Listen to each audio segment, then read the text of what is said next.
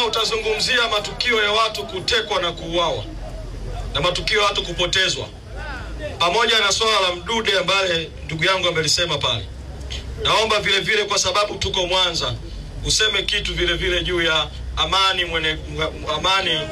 Amani Mwenegelo, kijana wetu ambaye amepotezwa mpaka sasa. Lakini nataka kuwaambia Watanzania, hofu yoyote ile, iwe ni hofu ya kupigwa, iwe ni hofu ya kuteswa, iwe ni hofu ya baadhi ya watu kuhama wachache wakati umma wa Tanzania unaunga mkono Chadema, usiturudishe nyuma kwenye mapambano tulionayo mpaka kieleweke. Asanteni sana. Haya. No, DJ muda kidogo sana. Mheshimiwa Katibu Mkuu wetu wa chama, ninakushukuru na ninawashukuru sana. Ndugu wananchi wa Mwanza, mko tayari? Mko tayari? Asanteni sana. Peoples! Mwanza peoples!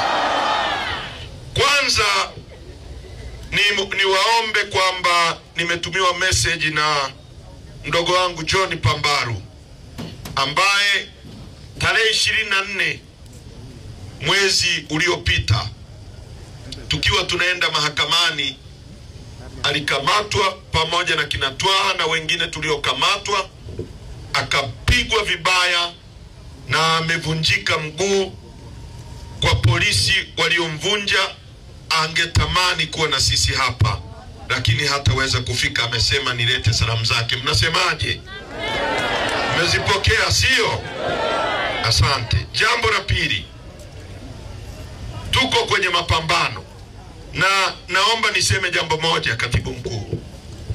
Kuna watu wanasema kwamba tusipoingia kwenye uchaguzi ndoto zao za kuwa wabunge, za kuwa madiwani, eti tunaziharibu.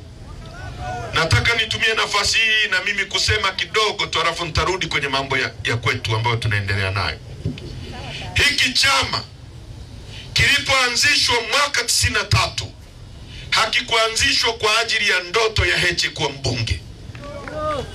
Narudia tena, hiki chama hakikuanzishwa kwa sababu ya ndoto ya watu fulani kuwa wabunge na madiwani. Hiki chama kilianzishwa kama ndoto ya wananchi kuondoka kwenye umaskini na kwenda kwenye nchi ya ahadi. Kwa hiyo mwananchi wa Mwanza, masilahi ya wananchi kupata nchi mpya yakigongana na masilahi ya Heche kuwa mbunge, masilahi ya wananchi yatasimama kwanza kabla ya masilahi ya Heche. Sawa sawa? Tunaelewana? Huo ndio msimamo wa chama chetu, kwamba kwa sasa tunataka kwanza masilahi ya wananchi yasimame. Tungeweza kukaa na Samia ofisini tukakubaliana naye kugawana majimbo, na mimi ningeenda bungeni, Mnyika angeenda bungeni, Lema angeenda bungeni. Tena wanaosema ndoto zao zinakatizwa, hata wengine hawajawahi kuwa wabunge. Mimi nimekuwa mbunge, najua utamu wa ubunge, na nina jimbo pale ambalo hakuna mtu anaweza kunishinda pale Tarime. Hayupo. Uongo kweli? Kwa hiyo kama ni mtu mwenye ndoto, mimi na ndoto zaidi. Uongo kweli? Lissu ana ndoto ya kuwa rais. Uongo kweli? Hivi kweli kama ni swala la ndoto, hivi Lissu akisimama hapa na huyu mama akasimama hapa, ikagongwa dakika 90 ya kweli, nani anasimama hapa? Nani anasimama hapa? Tusidanganyane bana. Kwa hiyo ni jambo la kwanza nilitaka niseme. Kwa nini tumezungumza kuhusu uchaguzi wote? Ni kwa sababu katiba ya nchi yetu inasema hivi: Jamhuri ya Muungano wa Tanzania, hiyo ni ibara ya 8, ni nchi inayofuata misingi ya demokrasia na haki jamii, na kwa hiyo wananchi ndio msingi wa mamlaka yote, na serikali itapata madaraka yake na mamlaka yake kutoka kwa wananchi. Hiyo ni katiba yetu inasema hivi. kwamba msingi wa mamlaka ya nchi hii ni nyie wananchi. Kwa hiyo mamlaka na madaraka yote aliyonayo Rais Samia, walionayo maaskari, walionayo wabunge, walionayo madiwani, ni mamlaka yenu.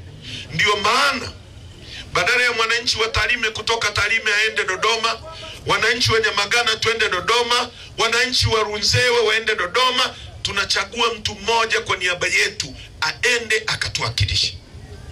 Ndio msingi wenyewe wa mamlaka. B, lengo kuu la serikali itakuwa ni ustawi wa wananchi. Yaani serikali yoyote inayoingia madarakani kwa mujibu wa katiba hii, lengo lake itakuwa ni ustawi wa wananchi. Nyie mstawi. Maana ya kustawi ni nini? Ulale kwenye nyumba nzuri, upate elimu bora, watoto wako wapate elimu bora, uendeshe gari, uishi, utibiwe vizuri. Ndio lengo kuu la serikali. Nikiwauliza, serikali hii inafanya lengo hilo kwenu? Inafanya lengo hilo kwenu? Si, serikali itawajibika kwa wananchi. Sasa, na nataka mnisikilize Mwanza. Huu mkoa wa Mwanza una ukubwa wa kilomita za mraba 25,233. Ukichukua nchi ya Israeli ina ukubwa wa kilomita za mraba 21,937. Kwa maana hiyo mkoa wa Mwanza ni mkubwa kuliko nchi ya Israeli mnayosikia inapiga Palestina, inapiga wapi, inapiga. Nyie ni wakubwa kuliko nchi ya Israeli.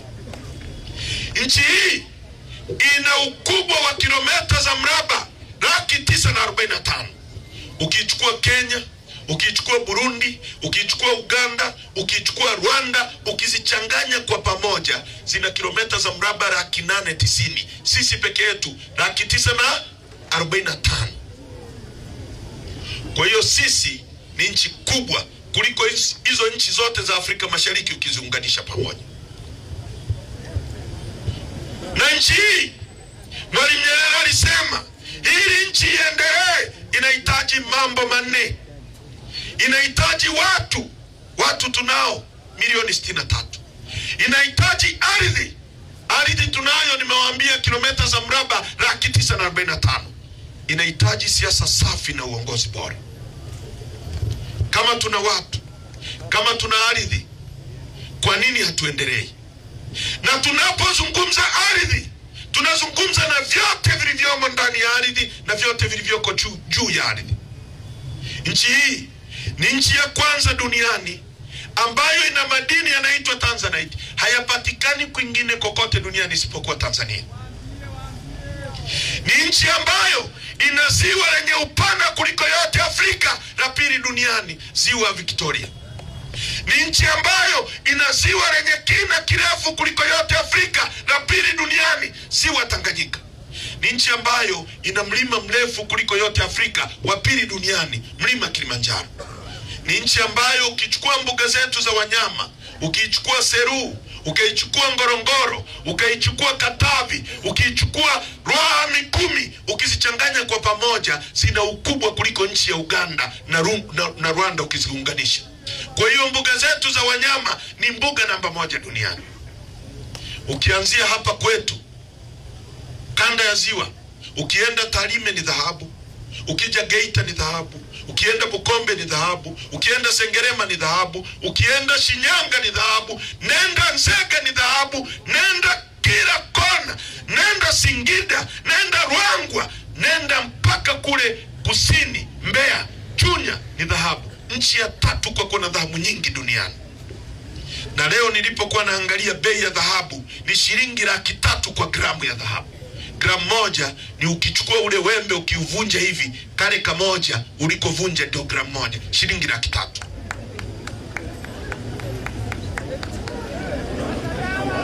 Nchi hii ina madini yanaitwa nickel na cobalt yanayotumika kutengeneza injini za ndege na betri za simu mnazozitumia. Yanatoka hapo Kabanga, Kagera, tulipokuwa juzi. nchi ambayo ina madini ya uranium yanayotumika kutengeneza mabomu ya nyuklia yako Tanzania, yako Seru na yako Singida. Nchi ambayo ina makaa ya mawe, ina chuma, tunachuma pale Liganga, Rudewa, Mchuchuma, ambacho tukitumia tunaweza kukitumia miaka 100 kabla hatujakimaliza. Tumejaliwa kila kitu unachokijua. Gesi tulionayo ina futi za ujazo trilioni 54.5. Tuna bandari ambayo tunazungukwa na nchi 6 landlocked. Upana wetu wa mlango wa bahari ni kilomita 1600 kutoka Tanga mpaka Mtwara. Kwa nini watu wetu ni maskini? Mwalimu Nyerere alisema ili nchi iendelee inahitaji watu, inahitaji siasa safi na uongozi bora. Watu tunao, ardhi tunayo, kinachokosekana kwenye nchi hii ni siasa safi na uongozi bora. Sasa vijana wa Mwanza, mnisikilize kwa makini. Hebu fikiria hivi. Nchi hii ukienda kwenye kila mgodi sasa hivi unakuta Wachina ndio wanamiliki huo mgodi. Uongo kweli? Wangapi hapa mmejaribu kwenda kwenye migodi kutafuta maisha? Nyosha mkono tuone. Nikaribia wote, Mheshimiwa Katibu Mkuu, si ndio? Mmeenda kutafuta maisha kwenye migodi. Uongo kweli? Mlipofika pale, migodi inamilikiwa na nani? Wachina, si ndio? Wanaoingia kwenye mashimo kuchimba ni Wachina, ni nyie weusi. Wanaingizwa vijana wa Kitanzania kwenye migodi kuchimba, wakitoa dhahabu inakwenda kwa Wachina, wanakwenda kutajirika Wachina. Ukisikiliza ripoti ya mkaguzi mkuu na mdhibiti wa hesabu za serikali CAG mwaka huu wa fedha uliopita, amesema hivi: serikali imefanya matumizi yasiyokuwa na tija, yani matumizi ya kipumbavu. Yeye ametumia neno, kuna kitu kwa Kiswahili tunaita tafsida, au unaita kwa Kizungu diction, yani amechagua maneno. Yani serikali imefanya matumizi ya kipumbavu ya shilingi bilioni 571. Ndio zile unazosikia goli la mama, si mama, kukiwa na kikoba cha mama anapeleka, kukiwa na nini wanapeleka, bilioni 571. Sasa watu wa Mwanza, bilioni 1 ni milioni 1000. Yani kwenye bilioni 1 kuna milioni 1,1,1,000. Yani uhesabu shilingi 10, 20, 30, 100, 100, 200 ziwe milioni, milioni 1, 2, 3, 10, 10, 20, 30, 100, 100, 200, 300, 1000. Ndio bilioni 1. Sasa bilioni 571, kama kwenye bilioni 1 kuna milioni 1000, kwenye bilioni 571 kuna milioni 1000 mara 571. Sasa nyie Wachina wanakuja hapa, wanapewa migodi kwa sababu vijana wa Kitanzania hamna mtaji, na Mchina anakuja labda na milioni 500 au bilioni 1 anapewa mgodi.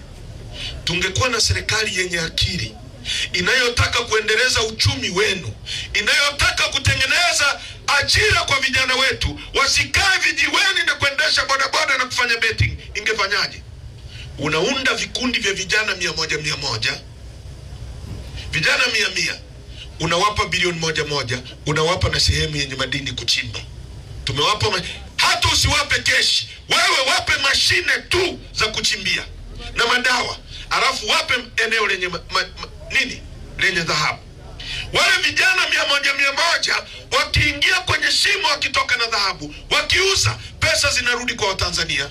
Huyu kijana akipata pesa, kijana wa Nyamagana atataka kujenga nyumba, atakuajiri wewe fundi. Wewe hiyo pesa ukipata utanunua mchicha kwa yule mama. Yule mama akipata ataagiza bodaboda mletee mchicha mwingine. Bodaboda atanunua mafuta kwenye sheri ya mtu. Yule atamwajiri mlinzi. Mlinzi atanunua sukari pale. Pesa itazunguka miongoni mwetu. Machimbo yetu yanachukuliwa, madini yetu yanachukuliwa, wanapewa Waarabu na Wachina, alafu hawa watu wapuzi wahovyo wanakuja kuambia tatizo la ajira ni tatizo la kidunia. Unatengenezaje ajira kama wewe una nchi ambayo, sikilizeni, mimi babangu alikuwa na miliki Land Rover miaka ya zamani sana. Mwalimu Nyerere tumekuwa hapa, ametengeneza viwanda vya General Tires vya kutengeneza tairi za magari. Uongo kweli? Tairi zilikuwa zinanunuliwa hapa. Babangu mimi alikuwa ananunua tairi hapa. Betri zilikuwa zinanunuliwa hapa. Za nini? Za magari. Hata betri za National, zile za kijani za Watanzania. Unajua maana yake? Ni kwamba leo tuna bodaboda kila kitongoji kwa maelfu. Uongo kweli? Bodaboda zinaishiwa tairi, zinaishiwa tubu, zinaishiwa hata spoku, zile vitu vya kawaida. Tungekuwa na serikali yenye akili, kwa sababu tuna bodaboda kwa wingi zinahitaji matairi, wangejenga hapo kiwanda cha tairi za bodaboda au za tubu. Hicho kiwanda kingekuajiri wewe. Bodaboda huyu tairi ingeisha, angenunua tairi ya Tanzania, pesa ingebaki ndani ya nchi yetu, ingekuajiri wewe. Wewe ukipata pesa utataka kujenga guest house, utamwajiri yule, pesa itazunguka. Leo bodaboda akiishiwa tairi Nyamwaga au Kemakolere au Gwitirio, pesa inatoka Gwitirio inakwenda kutengeneza ajira China. Tuna viongozi au matope? Unatengenezaje ajira? Mwanza peoples. Wasukuma wanalima pamba mkoa wa Geita, mkoa wa Simiu, mkoa wa Shinyanga wanalima pamba. Pamba ndio inatengeneza nguo. Uongo kweli? Mwalimu Nyerere alitengeneza viwanda hapa vya kufanya jineri, Magu jineri, Kasamwa jineri, Suibo Pandagira, Suiwapi. Wasukuma wanalima pamba pale, zinatengenezwa nyuzi, zinakuja Matex. Matex inatengeneza mashuka, leo viwanda vyote vimeuawa. Hii Matex ilikuwa inaajiri watu maelfu.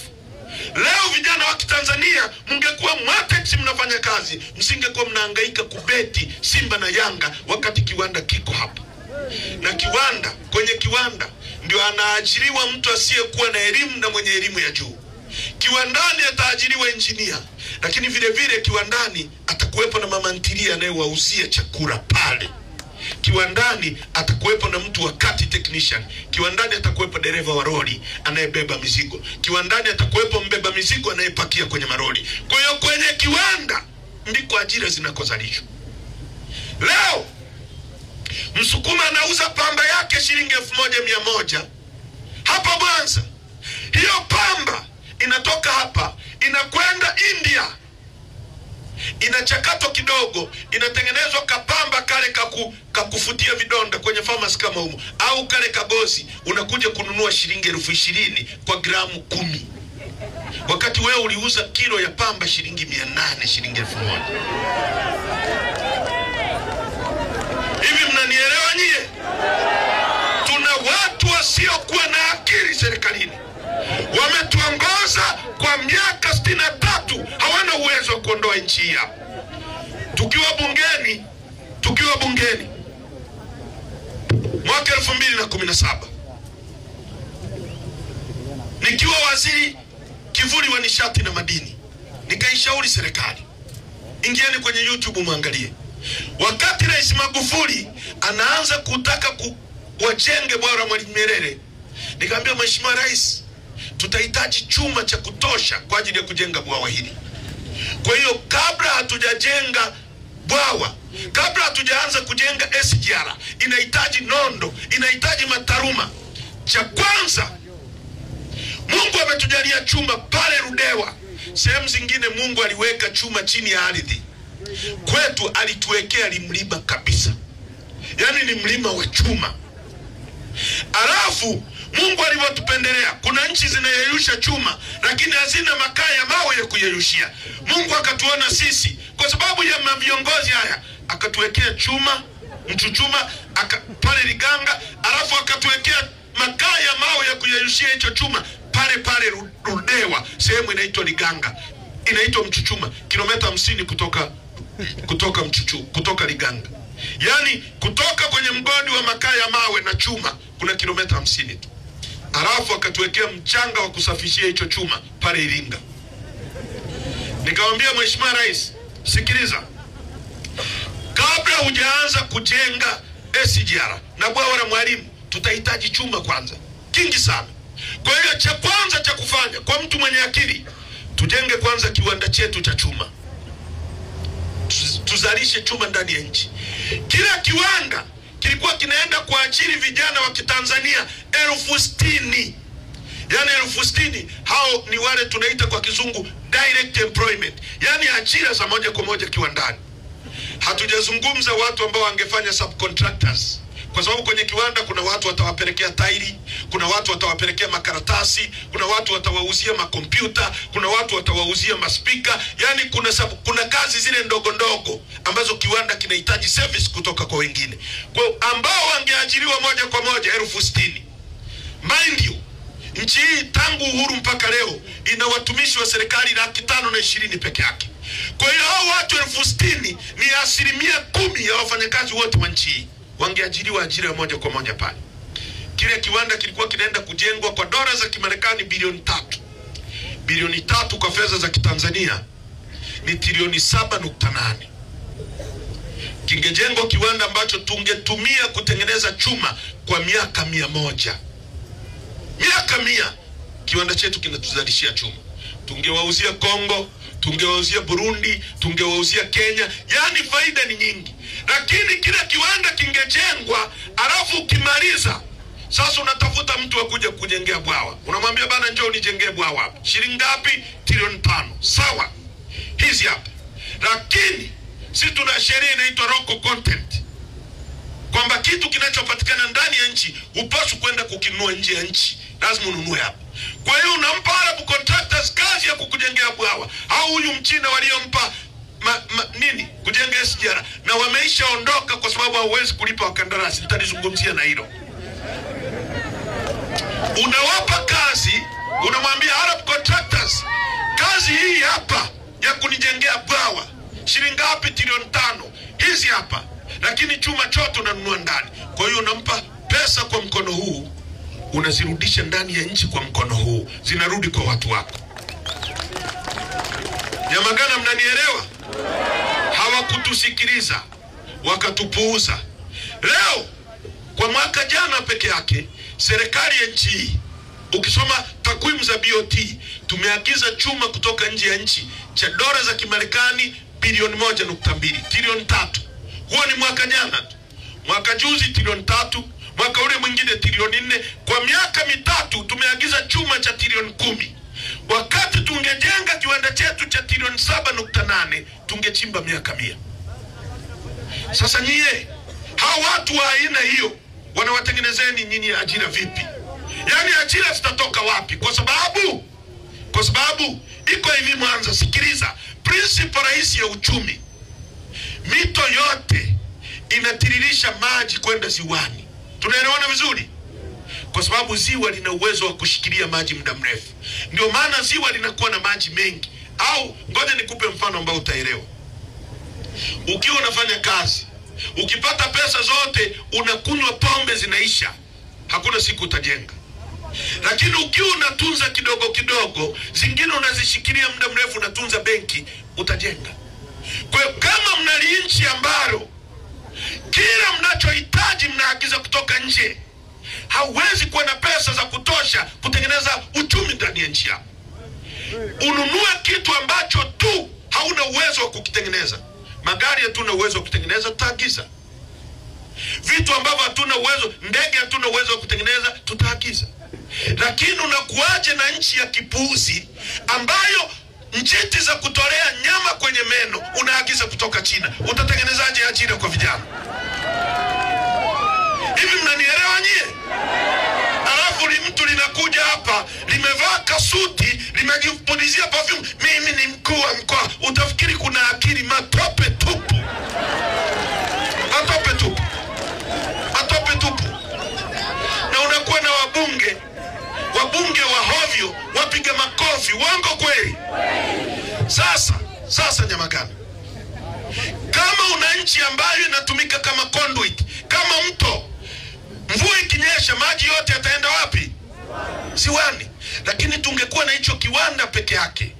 Leo serikali inakusanya kwa mwezi trilioni 1.4, yani trilioni 1 na bilioni 400. Ndio makusanyo ya serikali yote. Wamechukua si ushuru wa huyo mama ana matikiti matano. Yani hebu fikiria nchi ilivyo ya watu wapuuzi.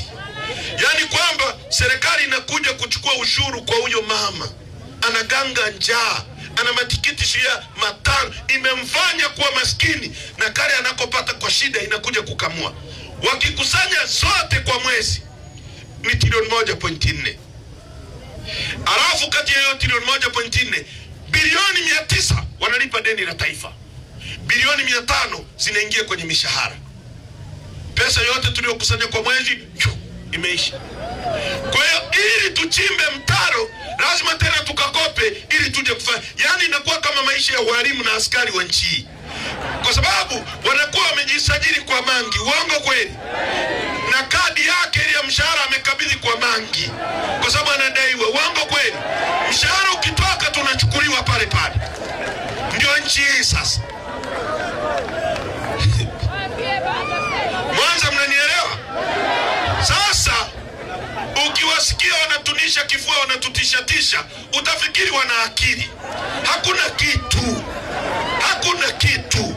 Ndio maana lazima tuwaondoe madarakani kabla hawajaribu nchi. Tunaelewana vizuri? Sasa ukitumika kama conduit, hakuna siku utatengeneza uchumi wa nchi yako. Sasa kama una nchi ambayo unakusanya trilioni 1 na bilioni 400, mishahara bilioni 500, bilioni 900 unalipa deni. Na niliwasikia mpuzi mmoja anasema deni la taifa halimuhusu mwananchi kwa sababu hakuna siku utakuja kugongewa hodi, kana kwamba hizo pesa zinazoenda kulipwa ni za mama yake. Ni pesa zenu. Ukibeba mizigo umelipa kodi, ukibendesha bodaboda umelipa kodi, ukilima majaruba, ukitoa mpunga shambani wanakudai kodi. Pesa yako ndio inaenda kutumika vibaya. Kwa hiyo watu wa Mwanza, watu wa Nyamagana, ndugu zangu, watu wa kanda ya Ziwa, tuna watu wameshindwa, hawana maarifa tena ya kuongoza nchi. Hawawezi kututoa hapa tulipo. Na umaskini sio kitu cha kuzoea. Umaskini sio kitu kizuri. Mungu angekuwa hatupendi, asingetuweka kwenye nchi ya asali na maziwa. Hebu fikiria hivi. Tumetoka Buchosa, tumetoka Geita, tunatembea upande huu hivi ni ziwa. Wasukuma wanalima mpunga hapa mita 10 kutoka ziwani, wanalima mpunga. Unapita Nyeunge unaona ziwa, maji yako pale. Hawa watu wanachohitaji serikali wasaidie kutoa maji ziwani iwaletee mashambani. Mpunga ni siku 90, yani ni miezi 3 umevuna. Kama hao watu wana maji, hawatasubiri msimu wa mvua walime tena. Yani watalima baada ya siku 90, watafyeka, watatindua majaruba yao, watapanda tena, watalima, watafyeka, watapanda tena. Kwa mwaka huyu mtu atavuna mara 4. Hiyo serikali yake itakuwa imemwezesha kupata uchumi zaidi. Lakini mtu yuko kando ya ziwa anasubiri maji mpaka ya mvua kama mtu anayeishi jangwani. Maji yetu yanatoka hapa yanakwenda Misri. Misri wanalima mara 4, sisi tunalima mara 1. Kuna watu wenye akili hapa? Alafu hao watu ndio unasikia goli la mama si nini. Ndugu zangu wa Tanzania, wananchi wa Mwanza, umaskini wetu ni wa kutengeneza. Tukiwa na viongozi wenye akili, wataweza kubadilisha nchi hii. Tuna uwezo huu. Lakini sio serikali hii. Serikali hii ambayo imechoka, ambayo inateka watu, serikali inayoumiza watu. Ndio maana ndugu yetu Daniel Chonchori ambaye ni mwana CCM mwenzao wamemteka mpaka sasa hivi hajulikani alipo. wamemteka Amani Malengero, wameteka watu wanawapoteza, wamemteka Mdude Nyagali. Tunahitaji mtunge mkono, tubadilishe uhuni huu once and for all, tutibu nchi. Hatuwezi kuwa kwenye nchi ambayo Mungu ametupa mlango wa bahari. Kongo inatutegemea sisi. Mtu akinunua gari Kongo kutoka Japani ili aendeshe gari, lazima ipite kwenye maji ya Tanzania. Maji ni Mungu ametuwekea bure. Bandari ni mlango wa fedha ambao haukauki. Unachohitaji ni kujenga gati. Gati ni stendi ambapo meli ijisimame. Ulipwe pesa. Kwa kuwa na mlango wa bahari tunategemewa na nchi 6 ambazo ni landlocked. Kongo, Rwanda, Burundi, Uganda. Mtu akilima kahawa kule kwao Uganda, ili azisafirishe zinapita kwenye maji yetu, anatulipa pesa bure kwenye maji ambayo Mungu ametupa. Wakoloni walijenga ile bandari, Nyerere akaiendeleza. Rais Magufuli sisi tulitofautiana naye sana kwenye sehemu ya demokrasia, lakini akaja akaiendeleza ile geti, akajenga magati mengine 8, akanunua mashine mpya za 0 hours akaziweka pale. Kabla hazijaanza kutumika, wamemkabidhi Mwarabu mpaka kiama. Dubai ni jangwa wa Tanzania. Dubai mwaka 61 ilikuwa na watu 70,000. Mwanza ina watu 1.7. Hapa Mwanza mjini tuna watu karibia 800,000. Nyie ni wengi kuliko ilivyokuwa Dubai mwaka 61. Walikuwa watu 70,000, 1, 2, 3, 70, kata moja ya Sirari. Walikuwa wanatembea jangwani wanaokota tende. Leo wako 3,000,000. Sisi tuko 63,000,000. Eti sisi wote ni mandondocha. Hatuwezi kuendesha bandari zetu. Wanawapa Waarabu watu 3,000,000. Tuna nchi hapo. Alafu tukisema wanatutisha, wanatuambia watuue. Hatuogopi kufa. Tulizaliwa mara moja, tutakufa mara moja. Hatuwezi kunyamazia upuzi huu. Hatuwezi kukubaliana na upuzi huu. Mwanza, wangapi mnasema tusikubaliane na upuzi huu? Nyosha mkono. Ndio maana tumesema no reforms, no election. Tunaelewana vizuri? Tupate tume huru ya uchaguzi, tuingie kwenye uchaguzi wa huru na haki. Rais Samia, tulikuja Ikulu tarehe 20 na mimi nilikuwa kwenye hiyo timu mwezi wa 5 mwaka 2022. Ukatuahidi kwamba utafanya reform. Tunahitaji reform. Kama unajiamini, weka reform. Alafu usimame hapa na Lissu asimame hapa, ipigwe dakika 90 ya wazi, tuone Watanzania wanamtaka nani. Usitake kututisha bana, kwamba utatuweka gerezani. Ukituua hata mawe yatazungumza. Walimkamata Lissu wakafikiri tutaenda kukaa ndani tunalia.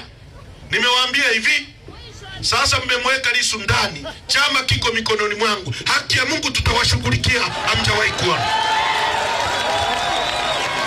Sisi wengine tumejitoa. Tunataka tujitoe sadaka, watoto wetu waishi maisha mazuri na neema katika nchi hii. Nchi hii ni nchi ambayo kila mtu anaweza kuishi vizuri. Kila mtu anaweza kuendesha gari. Kila mtu anaweza kulala pazuri. Inawezekana. Kuna nchi ambazo zinalipa watu wasiokuwa na kazi, wanawalipa mshahara kila mwisho wa mwezi. Hazina hata kitu, hazina hata dhahabu, hazina chochote. Haiwezekani nchi hii, nchi tajiri kama hii, watu wanazungumza kuhusu tasafu. Tasafu ni umaskini. Na hiyo tasafu yenyewe wanaita watu maskini, wanaenda kualimisha mitaro. Hawawezi hata kujenga barabara, wanaenda kulimisha wakina mama mitaro. Sisi Chadema tumesema hivi. Sisi Chadema tumesema hivi. Mnisikilize. Tukiingia madarakani, tutaweka universal pension. Kila mtu atapata pension akitimiza miaka 60. Huyu askari akitimiza miaka 60 atapata pension. Lakini huyu askari hakujijengea nyumba. Kuna mtu aliyemjengea nyumba akaishi yeye. Huyu mtu yeye akitimiza miaka 60 ataenda wapi? Lazima na yeye alipwe pension, kwa sababu alitumika kujenga nchi hii. Bodaboda naye kubeba, ametumika kujenga nchi hii kwa kubeba. Anayechoma mkaa ndio anayemchomea mwalimu mkaa, mwalimu akae darasani afundishe. Bila huo mkaa, mwalimu angeenda kuchoma mkaa mwenyewe asingefundisha. Kwa hiyo naye anastahili pension. Ndio maana tunasema Chadema, kila Mtanzania atakayetimiza miaka 60 tutampa pension, na uwezo huo tunao. Elimu hii matope tutaiondoa. Hatuwezi kuwa na elimu ambao watoto wenu wanaenda shuleni wanafundishwa eti mama yake Juma anapika ugali, Juma anacheza mpira, baba yake Juma ameenda sokoni. Alafu maswali, mama yake Juma alikuwa anapika nini? Wali.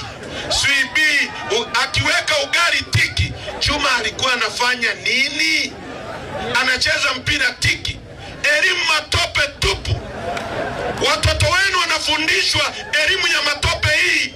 Panzi na miguu mingapi Wachina wanafundisha watoto wao namna ya kuja kuchukua Tanzanite zenu waondoke nayo. Lazima tubadilishe nchi. Lazima tubadilishe nchi. Ndio maana tunataka no reforms. No reforms.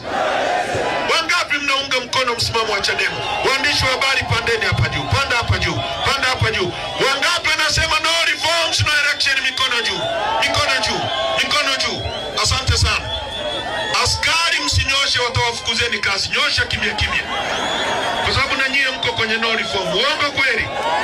No reforms. No reforms.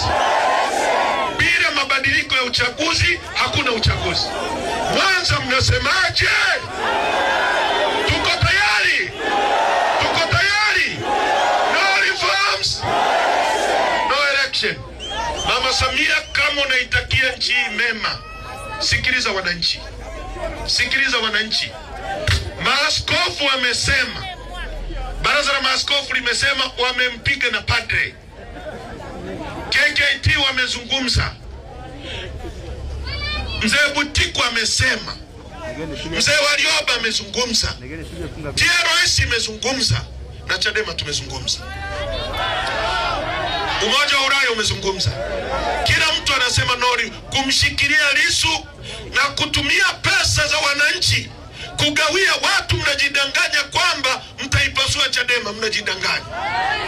Hao unaowadanganya kwamba utawagawia majimbo, unaowadanganya utawagawia majimbo. Kama unawapenda wagawie urais wako. Tunaelewana vizuri? Tunaelewana vizuri? Tusidanganyane bana. Tusitishane hapa. Sisi hatutaki ubunge wa kugawiwa.